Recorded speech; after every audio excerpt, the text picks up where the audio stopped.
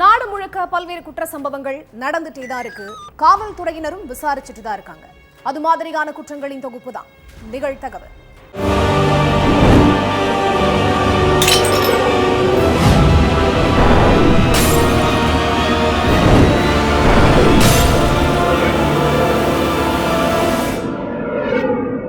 நிகழ்தகவு.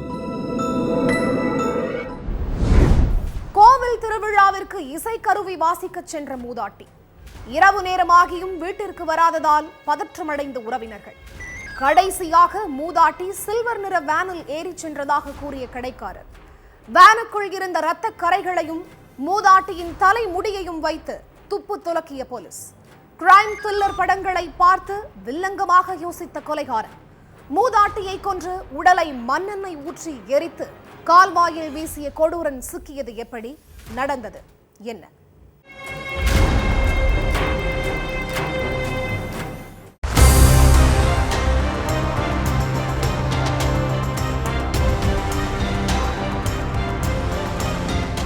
கோவில் திருவிழாக்கள்ல ட்ரம்ஸ் வாசிச்சுதான் தன்னுடைய பிள்ளைகளை வளர்த்து ஆளாக்கி இருக்காங்க 70 வயசான மூதாட்டி சண்டிபாய். மகன்கள் படிச்சு நல்ல நிலைமையில இருந்தாலும் இத்தனை வருஷமா சோறு போட்ட ட்ரம்ஸ் வாசிக்கிறத மட்டும் அந்த மூதாட்டி நிறுத்தவே இல்லை. கடந்த பிப்ரவரி 22ஆம் தேதி காலையில கோவில் விழாவில் ட்ரம்ஸ் வாசிக்கிறதுக்கு கூப்பிட்டுருக்காங்க. அதுக்கு அட்வான்ஸ் கூட வாங்கிட்டேன்னு சொல்லி அட்வான்ஸா வாங்கின 1100 ரூபாய மகன் கிட்ட கொடுத்துட்டு வீட்டில இருந்து கிளம்பி போயிருக்காங்க. ஆனா நைட்டு ரொம்ப நேரமாகியும் வீட்டுக்கே வரல. என்னாச்சோ ஏதாச்சோன்னு பதறி போன மகனும் உறவினர்களும் மூதாட்டிய காணும்னு போலீஸ் ஸ்டேஷன்ல கம்ப்ளைண்ட் கொடுத்திருக்காங்க. போலீஸ் நடத்தின விசாரணையில தான் மூதாட்டிக்கு நடந்த கொடூரத்தை பத்தியே தெரிய வந்திருக்குது. ராஜஸ்தான் உதய்பூர் பகுதியை சேர்ந்தவங்க தான் இந்த சண்டிபாய். கல்யாணமான கொஞ்ச வருடங்கள்லேயே கணவர் உயிரிழந்துட்டதால சண்டிபாய் கோவில் திருவிழாக்கள் ட்ரம்ஸ் வாசிக்கிற வேலைக்கு போய் குடும்பத்தை கவனிச்சிட்டு இருந்திருக்காங்க. கடந்த ஜனவரி மாசம் அங்க உள்ள ஒரு கோவிலுக்கு ட்ரம்ஸ் வாசிக்கிறதுக்கு போனப்பதான் வேன் டிரைவர் ரமேஷ் லோகர் அப்படிங்கிறவன் மூதாட்டிய பார்த்திருக்கான். மூதாட்டிய அவன் உன்னிப்பா கவனிச்சதுக்கு காரணமே மூதாட்டி அணிஞ்சிருந்த தங்க நகைகள் தான். மூதாட்டி போட்டிருந்த நகைகளுக்கு ஆசைப்பட்ட ரமேஷ் லோகர் அவங்க கிட்ட நல்ல பிள்ளை மாதிரி பேச்சு கொடுத்திருக்கான். அடுத்த மாசம் எங்க ஏரியா கோவில்லையும் திருவிழா வருது, அங்கேயும் நீங்க தான் வந்து ட்ரம்ஸ் அடிக்கணும்னு சொல்லி அவங்களுடைய போன் நம்பரை வாங்கி வச்சுக்கிட்டான். அடுத்து பிப்ரவரி 20ஆம் தேதி அந்த மூதாட்டிக்கு போன் பண்ண ரமேஷ் லோகர் பிப்ரவரி 22ஆம் தேதி எங்க ஏரியா கோவில் திருவிழான்னு சொல்லி ட்ரம்ஸ் வாசிக்க கூப்பிட்டுருக்கான். அவங்களும் அதுக்கு ஓகே சொல்லியிருக்காங்க. மூதாட்டிய அவங்க வீட்டு பக்கத்துல உள்ள ஒரு இடத்துக்கு வர சொல்லி அங்க இருந்து மூதாட்டிய தன்னுடைய வேன்ல ஏத்திட்டு போயிருக்கான் ரமேஷ் லோகர். மூதாட்டி வேன்ல ஏறின அடுத்த நிமிஷமே நைஸா பேசி அவங்களுடைய செல்போனை சுவிட்ச் ஆஃப் பண்ண வச்சிருக்கான். கொஞ்ச நேரம் பல இடங்களுக்கு வேன்லயே சுத்தினவன் கடைசியா ஆள் நடமாட்டம் இல்லாத ஒரு இடத்துல வச்சு மூதாட்டியுடைய தலையில ஸ்க்ரூ டிரைவரால குத்தி கொலை பண்ணியிருக்கான். அதுக்கப்புறம் சண்டிபாய் அணிஞ்சிருந்த தங்க நகைகளை திருடி வச்சுக்கிட்ட ரமேஷ் லோகர் மூதாட்டியுடைய செல்போனை அவங்களுடைய ஹேண்ட்பேக்ல போட்டு அதை கால்வாயில தூக்கி வீசியிருக்கான். அடுத்து ஒரு குப்பை கிடங்குக்கு போய் அங்க மூதாட்டியுடைய சடலத்து மேல மண்ணெண்ணெயை ஊத்தி தீ வச்சு கொளுத்திட்டு அங்க இருந்து தப்பிச்சு போயிருக்கான். மூதாட்டியுடைய செல்போன் சிக்னலை வச்சுதான் போலீஸ் விசாரணைய ஆரம்பிப்பாங்கன்னு கணக்கு போட்ட ரமேஷ் லோகர் அதுக்காக தான் வேன்ல ஏறினதுமே மூதாட்டியுடைய செல்போனை சுவிட்ச் ஆஃப் பண்ண வச்சிருக்கான். மூதாட்டியுடைய சடலம் போலீஸ் கையில கிடைச்சா நாமளும் மாட்டிப்போம்னு நினைச்சு டெட் பாடிய மண்ணெண்ணெய் ஊத்தி எரிச்சிருந்திருக்கான். அதுக்கப்புறம் மறுநாள் திரும்பவும் அந்த குப்பை கிடங்குக்கு போய் எரிஞ்சு கிடந்த சடலத்துடைய பாகங்களை ஒரு பைக்குள்ள எடுத்து வச்சு அதை கால்வாயில தூக்கி வீசியிருக்கான். காணாம போன சண்டிபாயை தேடி அலைஞ்சப்போ அவங்களுடைய செல்போன் கடைசியா ஆன்ல இருந்த இடத்துக்கு போய் போலீஸ் விசாரணை நடத்தியிருக்காங்க. அப்போ அங்க உள்ள ஒரு கடைக்காரர் சண்டிபாய் சில்வர் கலர் வேன்ல ஏறி போனதை பார்த்ததா சொல்லியிருக்காரு. அந்த கடைக்காரர் சொன்ன நேரத்துல அந்த இடத்துக்கு வந்து போன வேனை கண்டுபிடிக்கிறதுக்காக போலீஸ் சிசிடிவி கேமராவை செக் பண்ணாங்க. சிசிடிவி கேமராவில் அந்த சில்வர் கலர் வேனுடைய வாகன எண் தெளிவா பதிவாகி இருந்தது. அதை வச்சு போலீஸ் ரமேஷ் லோகரை பிடிச்சு விசாரிச்சிருக்காங்க. சண்டிபாயை பத்தி கேட்டப்போ முதல்ல ரமேஷ் லோகர் தனக்கு எதுவுமே தெரியாதுன்னும் மூதாட்டிய வேன்ல ஏத்திட்டு போய் அவங்க சொன்ன இடத்துல இறக்கி விட்டதாவும் சொல்லியிருக்கான். ஆனா மூதாட்டியை இறக்கி விட்டதா சொன்ன இடத்துக்கு மூதாட்டி போகவே இல்லைங்கிறது செல்போன் சிக்னல் மூலமாகவும் சிசிடிவி காட்சிகள் மூலமாகவும் போலீசார் உறுதிப்படுத்தியிருக்காங்க. அதுக்கப்புறம் போலீஸ் அந்த வேனை சோதனை செஞ்சப்போ இரத்த கரைகளும் நிறைய தலைமுடியும் இருந்திருக்கு. உடனே தடயவியல் நிபுணர்களை வரவழைச்சு வேன்ல இருந்த இரத்த கரையையும் தலைமுடியையும் கைப்பற்றி சோதனைக்கு அனுப்பி இருக்காங்க. அடுத்து நேரா மூதாட்டியுடைய வீட்டுக்கு போன தடயவியல் நிபுணர்கள் சண்டிபாயுடைய கட்டில்ல ஒட்டிட்டு இருந்த அவங்க தலைமுடியை கைப்பற்றி சோதனைக்கு அனுப்பியிருக்காங்க. தடயவியல் சோதனையில ரமேஷ் லோகருடைய வேன்ல இருந்து கைப்பற்றப்பட்ட தலைமுடி காணாம போன சண்டிபாயோட தலைமுடி தாங்கிறது உறுதியாகி இருக்கு. அதே மாதிரி வேன்ல இருந்த இரத்த கரைகளும் சண்டிபாயுடைய ரத்தம் தாங்கிறது ஆய்வுல தெரிய வந்திருக்கு. இதுக்கிடையில ரமேஷ் லோகருடைய செல்போனை சோதனை செஞ்சப்போ ஆன்லைன்ல திருஷ்யம் படத்தையும் மேலும் சில கிரைம் த்ரில்லர் படங்களையும் தேடி தேடி பார்த்ததையும் போலீஸ் கண்டுபிடிச்சிருக்காங்க. அவனுடைய கேஸ் ஹிஸ்டரிய பார்த்தப்போ அவன் மேல ஏற்கனவே ஒரு பாலியல் வன்கொடுமை வழக்கும் நிலுவையில் இருக்கதும் தெரிஞ்சிருக்குது. அதுக்கப்புறம் ரமேஷ் லோகர் தான் பெரிய வேலையை பார்த்துட்டு எல்லோரையும் ஏமாத்திட்டு இருக்கான் அப்படிங்கிறத கண்டுபிடிச்ச போலீஸ் அவன்கிட்ட சிறப்பு பாணியில விசாரணை நடத்தி மொத்த உண்மையையும் தெரிஞ்சுக்கிட்டாங்க. போலீஸ் கிட்ட மாட்டினாலும் டெட் பாடி கிடைக்கலன்னா நாம தான் குற்றவாளிங்கிறது நிரூபிக்க முடியாதுன்னு கணக்கு போட்டுதான் சண்டிபாயுடைய சடலத்தை எரிச்சு அதுக்கப்புறம் எரிஞ்ச நிலையில இருந்த உடல் பாகங்களை கால்வாயில வீசியிருக்கான். ஆனா உடலை எரிச்ச குப்பை கிடங்குக்கு போய் ஆய்வு பண்ண போலீஸ் மூதாட்டியுடைய உடல்ல ஒரு பாகத்தை கைப்பற்றி அது மூதாட்டியுடைய உடல் தாங்கிறதையும் மருத்துவ ரீதியா உறுதிப்படுத்தி இருக்காங்க.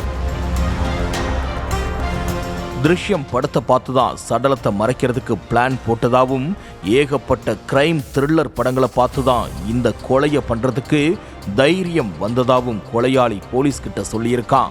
கொடுங்குற்றத்தை செஞ்சுட்டு அதை மறைக்க பார்த்த ரமேஷ் லோகரை பிடிச்சு ஜெயிலில் அடைச்சிருக்கிற போலீஸ் அவனுக்கு சரியான தண்டனை வாங்கி தரதுக்காக ஆதாரங்களை சேகரிச்சிட்டு இருக்காங்க. போலீஸ் கண்ணுல மண்ணை தூவுறதுக்காக ரமேஷ் லோகர் எவ்வளவு பெரிய கேடித்தனத்தை பண்ணியிருந்தாலும் அதையெல்லாம் உடைச்சு சரியான ஆதாரங்களை திரட்டி அவனுக்கு கண்டிப்பா தண்டனை வாங்கி தருவோம்னு உறுதியா சொல்லியிருக்காங்க உதய்பூர் காவல் அதிகாரிகள். அக்காவை பார்ப்பதற்காக அவரது வீட்டிற்கு சென்ற தம்பிக்கு தன் கையால் டீ போட்டு கொடுத்த அக்கா. இருவருக்கும் இடையே முற்றிய வாக்குவாதம். பேசிக் கொண்டிருந்த போதே திடீரென அரிவாளை எடுத்து அக்காவை சரமாரியாக வெட்டிய கொடூரம். உடன் பிறந்த அக்காவை தம்பியே வெட்டி கொல்ல பார்த்தது ஏன்? நடந்தது என்ன?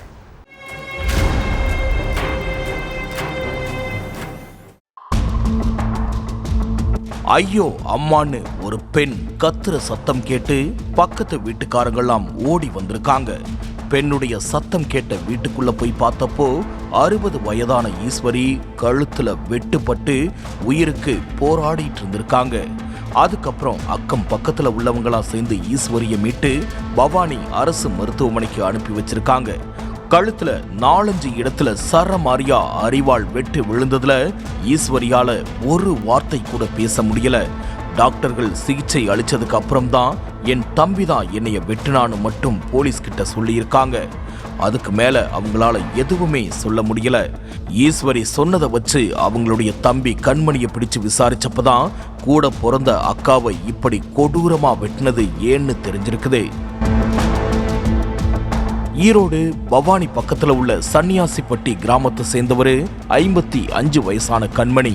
பழைய இரும்பு வியாபாரம் செஞ்சிட்டு இருக்கிற கண்மணிக்கு சிவராஜுங்கிற மகன் இருக்காரு. 28 வயசான சிவராஜுக்கு கல்யாணம் பண்ணி வைக்கிறதுக்காக சொந்தக்காரங்கெல்லாம் சேர்ந்து அவருக்கு மணப்பெண்ணை தேடிட்டு இருந்திருக்காங்க. அத்தைங்கிற முறையில கண்மணியுடைய கூட பிறந்த அக்கா ஈஸ்வரியும் சிவராஜுக்கு பொண்ணு பார்த்துட்டு இருந்திருக்காங்க. ஈஸ்வரிக்கு தெரிஞ்சவங்க மூலமா ஒரு வரன் வந்திருக்குது. அந்த வரன் பத்தி சிவராஜ் கிட்ட ஈஸ்வரி பேசியிருக்காங்க. பொண்ணு போட்டோவையும் காட்டி இருக்காங்க. போட்டோவை பார்த்த உடனே சிவராஜுக்கு அந்த பொண்ணை ரொம்ப பிடிச்சு போச்சு. பையனுக்கும் பொண்ணை பிடிச்சு போச்சு, பொண்ணுக்கும் பையனை பிடிச்சு போச்சு. அப்புறம் என்ன, கல்யாண வேலைகளை ஸ்டார்ட் பண்ணிடலாம்னு ஈஸ்வரி உறவினர்கள் கிட்ட சொல்லியிருக்காங்க. ஆனா இந்த விஷயம் சிவராஜுடைய அப்பா கண்மணிக்கு பிடிக்கவே இல்லை.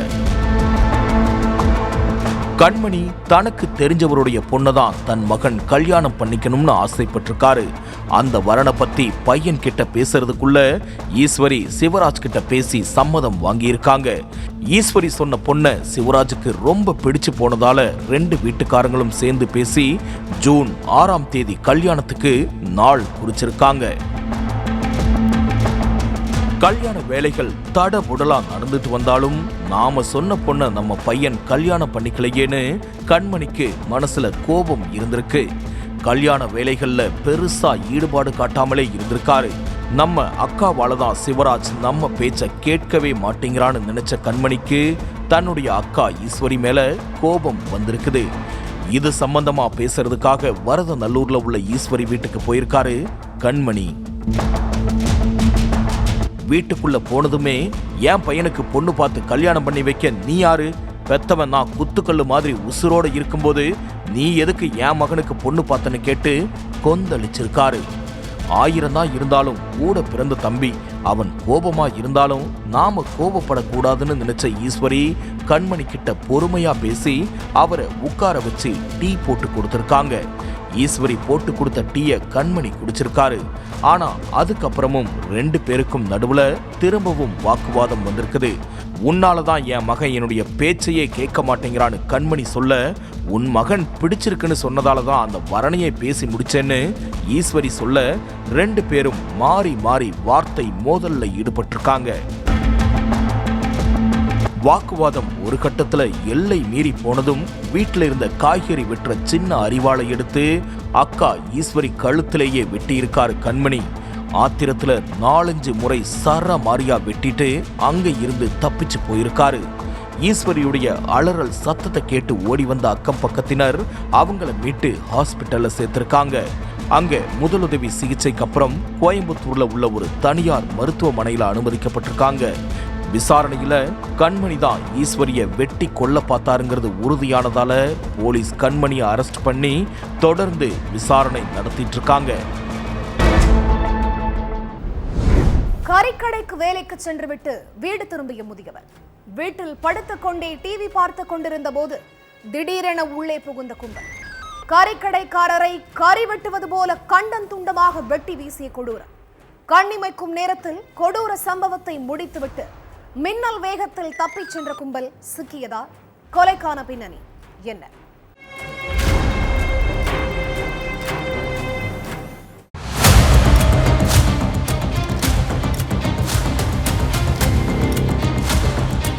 காலையில கறிக்கடைக்கு வேலைக்கு போயிட்டு பொழுது சாஞ்சதுக்கு அப்புறம் தான் வேலையை முடிச்சிட்டு வீட்டுக்கு வந்திருக்காரு 59 வயதான ரவி. வீட்டுக்கு வந்து குளிச்சுட்டு சாப்பிட்டு நைட்டு 9 மணிக்கு ஹால்ல படுத்துக்கிட்டே டிவி பார்த்துட்டு இருந்திருக்காரு. அப்போ கையில அரிவாளோட வீட்டுக்குள்ள புகுந்த கும்பல் டிவி பார்த்துட்டு இருந்த ரவியை ஆத்திரம் தீர வெட்டிட்டு வந்த வேகத்திலேயே தப்பிச்சு ஓடி இருக்காங்க.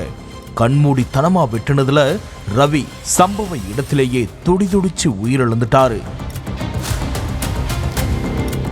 அதுக்கப்புறம் சம்பவம் நடந்த இடத்துக்கு வந்த போலீஸ் இறந்து கிடந்த ரவியோட சடலத்தை கைப்பற்றி போஸ்ட்மார்ட்டத்துக்கு அனுப்பி வச்சாங்க. அடுத்து ரவியை வெட்டி கொன்னது யாருன்னு கண்டுபிடிக்க அந்த ஏரியாவில் உள்ள சிசிடிவி கேமராக்களை ஆய்வு பண்ணாங்க. அதுல தான் கொலையாளி யாரு, கொலைக்கான காரணம் என்னங்கிறது தெளிவா தெரிஞ்சிருக்கு. திருத்தணி பக்கத்துல உள்ள அகூர் கிராமத்தை சேர்ந்தவர் வேலாயுதம். இவரும் ராணிப்பேட்டை சோகனூர் கிராமத்தை சேர்ந்த அருணும் நண்பர்கள். அகூர் மெயின் ரோட்ல வேலாயுதத்துக்கு சொந்தமா கொஞ்சம் இடம் இருக்கு. சோகனூர் பகுதியில மாட்டிறைச்சி கடை நடத்திட்டு வந்த அருண் வேலாயுதத்துக்கு சொந்தமான இடத்துல, அதாவது அகூர்ல மாட்டிறைச்சி கடை வைக்கிறதுக்கு கேட்டிருக்காரு. நண்பர் கேட்கிறானேன்னு தனக்கு சொந்தமான இடத்திலேயே மாட்டிறைச்சி கடை வைக்கிறதுக்கு வேலாயுதமும் ஓகே சொல்லியிருக்காரு. அதுக்கப்புறம் அகூர் மெயின் ரோட்ல அருண் மாட்டிறைச்சி கடை வச்சு நடத்திட்டு வந்திருக்காரு. இந்த கடை இருக்கிற அதே பகுதியில அகூரை சேர்ந்த சூர்யாங்கிறவரு மாட்டிறைச்சி கடை நடத்திட்டு இருக்காரு. அருண் கறிக்கடை வச்சதுல இருந்தே சூர்யாவுடைய கடைக்கு மக்கள் வரது பாதிக்கு பாதி குறைஞ்சு போயிருக்கு. வருமானம் பாதிக்கப்பட்டதால கடுப்பான சூர்யா புதுசா வந்திருக்கிற கடையால தான் எல்லா பிரச்சனையும்னு நினைச்சு வேலாயுதம் மேல கோபத்துல இருந்திருக்காரு. திங்கட்கிழமை காலையில அருண் நடத்திட்டு வர கறிக்கடைக்கு அந்த இடத்துடைய ஓனரான வேலாயுதம் வந்திருக்காரு. அதை பார்த்த சூர்யா நேரா அந்த கடைக்கு போய், வெளியூர்காரனுக்கு எதுக்கு கறிக்கடை வச்சு கொடுத்த, உன்னாலதான் என்னுடைய பொழப்பே போச்சுன்னு சொல்லி வேலாயுதத்துக்கிட்ட சண்டை போட்டிருக்காரு.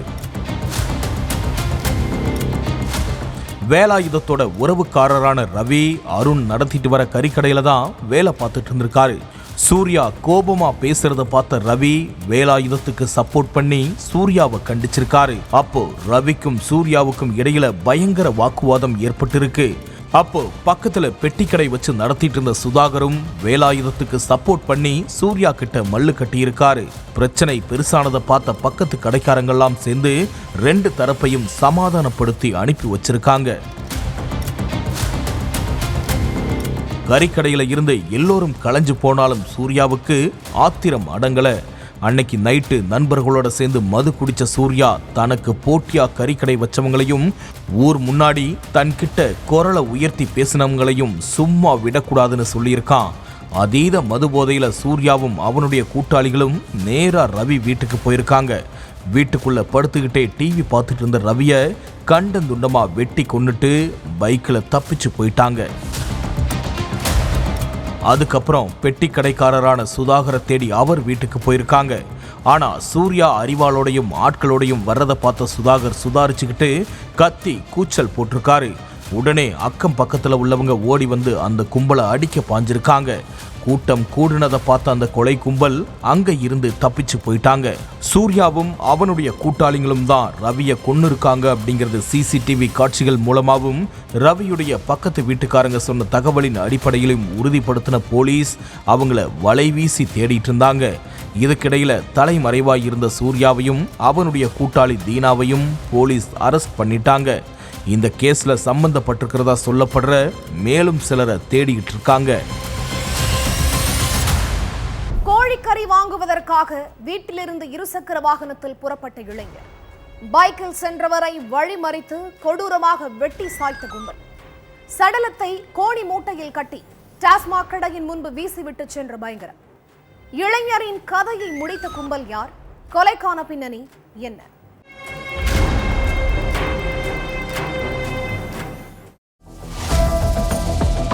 ஞாயிற்றுக்கிழமை மதியம் 12:30 மணிக்கு பிரம்மதேசம் போலீஸ் ஸ்டேஷனுக்கு ஒரு போன் வந்திருக்குது.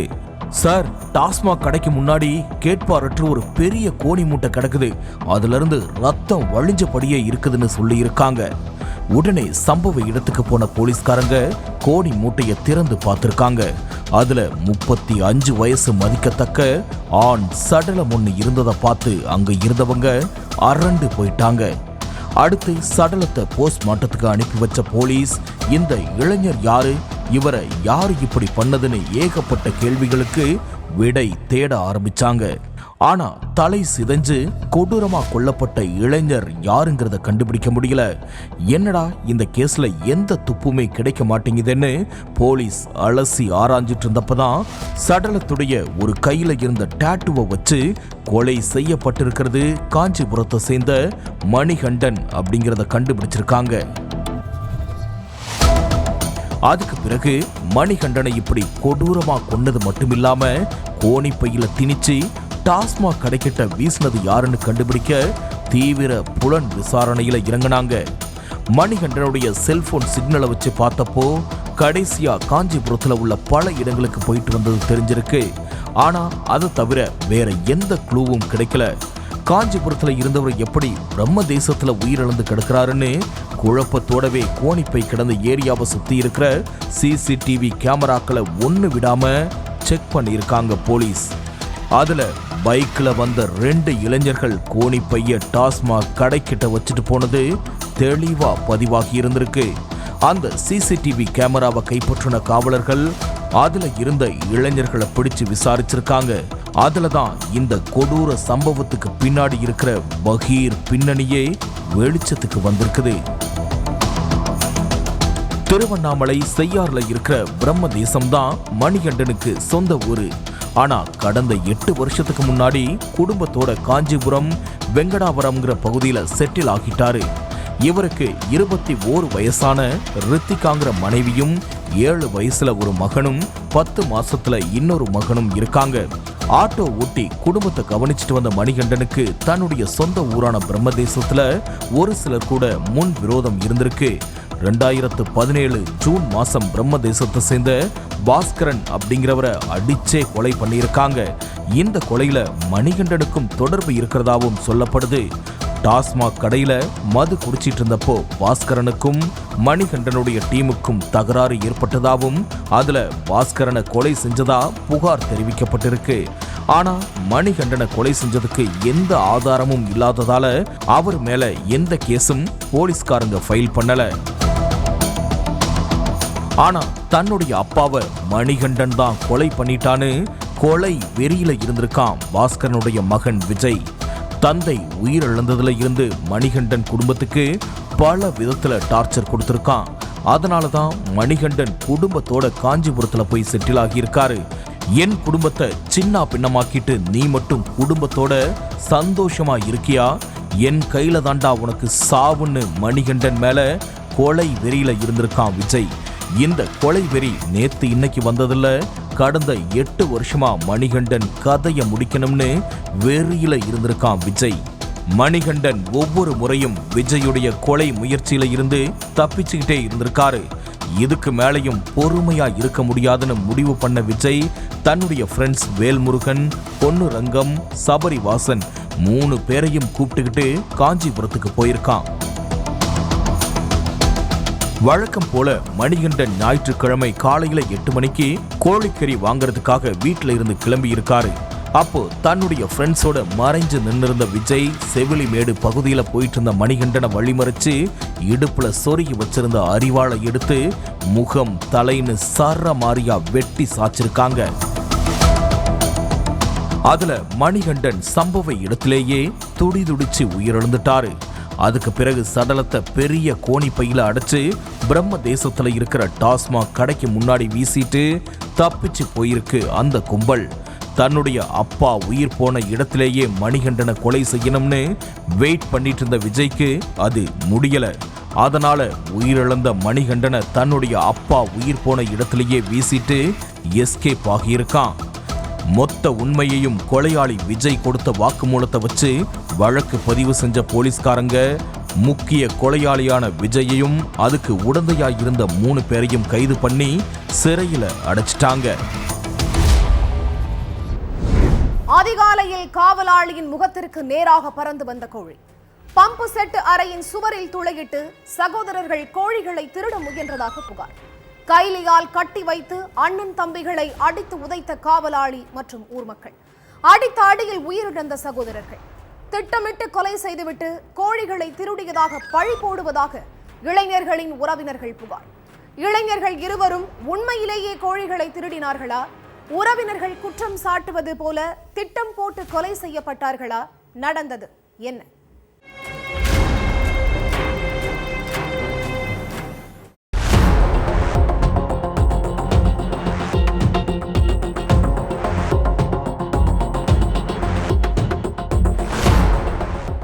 அதிகாலை நேரத்துல கோழி கத்துற சத்தம் தொடர்ச்சியா கேட்டுக்கிட்டே இருந்திருக்குது. கோழியை அடைச்சு வச்சிருக்கிற பம்பு செட்டுக்குள்ள பாம்பு ஏதாவது போயிருக்குமோ, அதான் கோழிகை எல்லாம் சத்தம் போடுதோன்னு காவலாளி யோசிச்சிருக்காரு. சரி, பக்கத்துல போய் பார்த்துட்டு வரலாம்னு காவலாளி நினைச்சுக்கிட்டு இருக்கும் போதே ஒரே ஒரு கோழி மட்டும் பறந்து வந்து தன் முகத்து மேல விழுந்திருக்குது. அப்பதான் ஏதோ தப்பா நடக்குதுன்னு நினைச்சு காவலாளி பம்பு செட்டு பக்கம் போயிருக்காரு. அப்போ 2 இளைஞர்கள் கையில பெரிய சாக்கு மூட்டையோட திருன்னு முழிச்சுக்கிட்டு நின்னு இருக்காங்க. அந்த சாக்கு மூட்டையில இருந்து கோழி கத்துற சத்தம் கேட்டிருக்குது. அவங்க 2 பேரையும் மடக்கி பிடிச்சு அவங்க கட்டியிருந்த கைலியாலேயே பம்பு செட்டு பக்கம் கட்டி வச்ச அந்த காவலாளி போன் பண்ணி ஊர்ல உள்ள சிலரையும் வயலுக்கு வர சொல்லியிருக்காரு. என்ன தைரியம் இருந்தா ஏன் தோப்புக்குள்ளேயே நுழைஞ்சு கோழிகளையும் ஆடுகளையும் திருடுவீங்கன்னு சொல்லி தாக்கி இருக்காங்க. காவலாளியும் ஊர்க்காரங்களும் சேர்ந்து அடிச்ச அடியில 2 இளைஞர்களும் மயங்கி விழுந்திருக்காங்க. அதுக்கப்புறம் ஊர்க்காரங்களே 108 ஆம்புலன்ஸுக்கு போன் பண்ணி வர வச்சிருக்காங்க. ஆனா சிவகங்கை அரசு மருத்துவமனையில பரிசோதனை பண்ண மருத்துவர்கள் 2 இளைஞர்களும் ஏற்கனவே உயிரிழந்துட்டதா சொல்லியிருக்காங்க. இதுக்கு மத்தியில 2 இளைஞர்கள் உயிரிழந்த விவகாரம் பத்தி ஆம்புலன்ஸ் ஊழியர்களும் மருத்துவமனை நிர்வாகமும் போலீஸுக்கு தகவல் கொடுத்திருக்காங்க. அடுத்து சம்பவ இடத்துக்கு போய் அங்க இருந்த காவலாளிகள் கிட்டையும் ஊர் மக்கள் கிட்டையும் போலீஸ்காரங்க விசாரிச்சிருக்காங்க. அப்போதான் சில விஷயங்கள் காதுக்கு வந்திருக்குது. சிவகங்கை அழக மாநகரி திருமலை கிராமத்தை சேர்ந்த சுப்புங்கிறவருக்கு சொந்தமான தோப்பு இருக்குது. அந்த தோப்புல மாடு, ஆடு, கோழிகள் எல்லாம் வளர்த்துட்டு இருக்காரு. அந்த ஆடு மாடு கோழிகளை எல்லாமே ஒரு காவலாளி தான் கவனிச்சிட்டு இருக்காரு.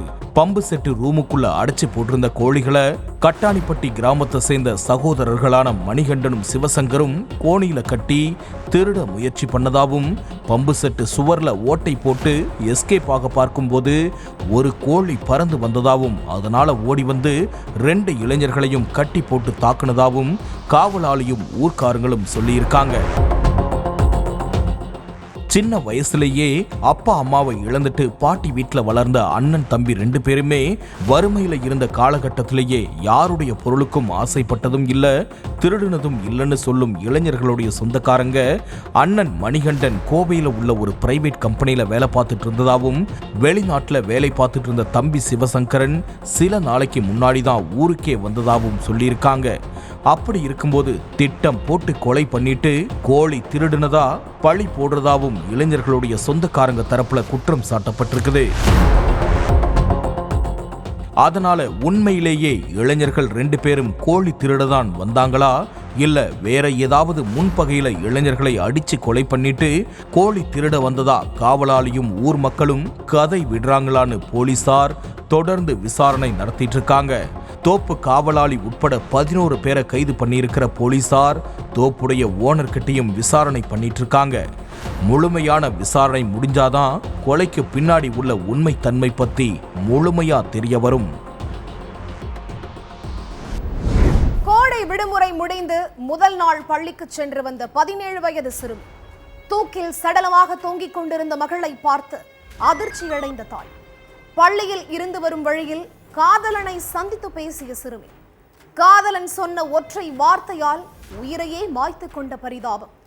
சிறுமி உயிரை விட்டதற்கு என்ன காரணம்? காதலன் சொன்ன அந்த ஒற்றை வார்த்தை எது? நடந்தது என்ன?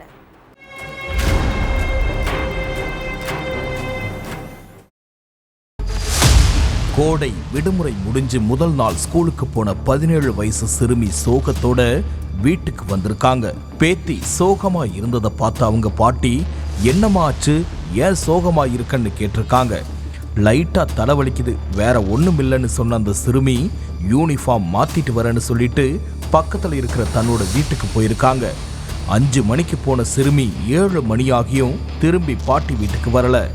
ஒருவேளை ட்ரெஸ் மாத்திட்டு தூங்கிட்டாலோன்னு சிறுமியோடைய அம்மா வீட்டுக்கு போய் பார்த்திருக்காங்க. அப்போ வீட்டு வாசல்ல லைட் எதுவும் போடாம இருட்டாவே இருந்திருக்கு. லைட்டு கூட போடாம என்னதான் பண்றான்னு மகளுடைய பேரை சொல்லிக்கிட்டே வீட்டுக்குள்ள போனவங்க பயங்கரமா சத்தம் போட்டு கத்தி அழுதுருக்காங்க. ஏன்னா பெத்து வளர்த்த மக தூக்குல தொங்கிட்டு இருந்ததை பார்த்து பெத்த தாய் துடிதுடிச்சு போயிட்டாங்க.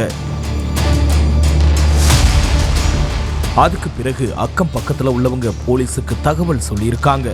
அடுத்து அங்க வந்த போலீஸ்காரங்க சடலத்தை பிரேத பரிசோதனைக்கு அனுப்பி வச்சதோட சிறுமியுடைய செல்போனை செக் பண்ணியிருக்காங்க. அதுல இருந்த வாட்ஸ்அப் சேட்டிங், கால் ஹிஸ்டரிய பார்த்த பிறகுதான் உண்மையே தெரிய வந்திருக்குது. கோவை பொள்ளாச்சியில உள்ள எம்ஜிஆர் நகரை சேர்ந்த சலவை தொழிலாளியுடைய மகள் தான் 17 வயது சிறுமி. இவங்க அதே ஊர்ல இருக்கிற பெண்கள் மேல்நிலை பள்ளியில +2 படிச்சுட்டு வந்திருக்காங்க. இந்த சிறுமியுடைய குடும்பம் ரொம்பவே ஏழ்மையான குடும்பம். வீட்டு வேலைக்கு போய் தான் தன்னுடைய 2 மகள்களையும் படிக்க வச்சிருக்காங்க தாய். சிறுமியுடைய அக்கா காலேஜ் முடிச்சுட்டு இப்போ பிரைவேட் கம்பெனியில் வேலைக்கு போயிட்டு இருக்காங்க. இதுக்கு நடுவுல சிறுமிக்கும் அதே ஏரியாவில் இருக்கிற விஜய்ங்கிற இளைஞருக்கும் பழக்கம் ஏற்பட்டிருக்கு. இந்த பழக்கம் கொஞ்ச நாள்லயே லவ்வா மாறி கிட்டத்தட்ட 2 வருஷத்துக்கு மேல காதலிச்சுக்கிட்டு இருந்திருக்காங்க. 20 வயசான விஜய் கேட்டரிங் வேலைக்கு போய் பிழப்பை நடத்திட்டு வராரு. ஸ்கூலுக்கு போறேன்னு போய் சொல்லிட்டு விஜய் கூடவே இருந்திருக்காங்க சிறுமி. பல இடங்களுக்கு போய் காதலை வளர்த்துட்டு வந்த இந்த இளம் ஜோடி சில சமயங்கள்ல தனிமையில இருந்ததாகவும் சொல்லப்படுது. ஆனா ஒரு கட்டத்துக்கு மேல விஜயுடைய காதல் குறைஞ்சுக்கிட்டே வந்திருக்கு. தினமும் சிறுமி கிட்ட மணிக்கணக்கில் பேசிட்டு இருந்த விஜய் மொத்தமா பேசுறதையே ஸ்டாப் பண்ணியிருக்காரு. ஏன் இப்படி மாறிட்ட, என்ன ஆச்சுன்னு சிறுமி கேட்டப்போ, எனக்கு ஒன்று பிடிக்கல, நம்ம லவ்வை பிரேக்கப் பண்ணிக்கலாம்னு சொல்லியிருக்காரு விஜய். காதலன் வாயிலிருந்து அப்படி கேட்டதும் சிறுமிக்கு கண்ணுல இருந்து கண்ணீர் கொட்டி இருக்குது. என்னால லவ்வை விட முடியாது, நீ இல்லாம என்னால இருக்கவே முடியாதுன்னு எவ்வளவோ போராடி இருக்காங்க. ஆனா சிறுமியை கழட்டி விடணுங்கிற முடிவை விஜய் மாத்திக்கவே இல்லை. இந்த சூழல்ல கோடை விடுமுறை முடிஞ்ச சிறுமி முதல் நாள் ஸ்கூலுக்கு போயிட்டு வீட்டுக்கு நடந்து வந்துட்டு இருந்திருக்காங்க. அப்போ வர வழியில காதலன் விஜய்க்கு போன் பண்ணின சிறுமி கடைசியா உன்கிட்ட பேசணும்னு சொல்லி கூப்பிட்டுருந்துருக்காங்க. இவளுடைய டார்ச்சரை இன்னையோட முடிக்கணும்னு போன விஜய் கிட்ட, பிரேக்கப் எல்லாம் வேண்டாம், நாம சீக்கிரம் கல்யாணம் பண்ணிப்போம், நான் இப்பவே உன் கூட வரேன்னு சொல்லியிருக்காங்க சிறுமி. ஆனா சிறுமி பேசுற எதையும் விஜய் காது கொடுத்தே கேட்க தயாரா இல்லை. எனக்கு நீ வேண்டாம், அவ்வளவுதான், இதுக்கு மேல என்ன டார்ச்சர் பண்ற வேலை வச்சுக்காதுன்னு சொல்லிட்டு அங்க இருந்து கிளம்பி போயிருக்கான் விஜய். ஆசையா காதலிச்சு இவன் தான் நம்ம வாழ்க்கைன்னு நினைச்சிட்டு இருந்த சிறுமிக்கு விஜய் அப்படி பேசினது ரொம்பவே காயப்படுத்தி இருக்குது. இவன் தான் நம்ம உலகம்னு நினைச்சிட்டு இருந்தவனே நம்மளை சாக சொல்லிட்டான். இதுக்கப்புறம் எதுக்கு வாழணும்னு முடிவு பண்ண சிறுமி வீட்டில் யாரும் இல்லாத நேரத்தில் தூக்கு மாட்டிக்கிட்டு உயிரையே விட்டுருக்காங்க. டைம் பாஸுக்கு லவ் பண்ண விஜய்க்காக உண்மையான அன்பு வச்சிருந்த குடும்பத்தை தனியா தவிக்க விட்டுட்டு போயிட்டாங்க 17 வயது சிறுமி. நாம இல்லைன்னா அம்மா அப்பா எவ்வளவு கஷ்டப்படுவாங்கன்னு ஒரு செகண்ட் நினைச்சிருந்தா கூட இப்படி ஒரு முடிவை சிறுமி எடுத்திருக்க மாட்டாங்க. ஒவ்வொரு குற்றங்களின் முடிவும் சட்டத்தின் கையில். விசாரணை தொடரும். பார்க்கலாம் அடுத்த நிகழ்த்தகவை.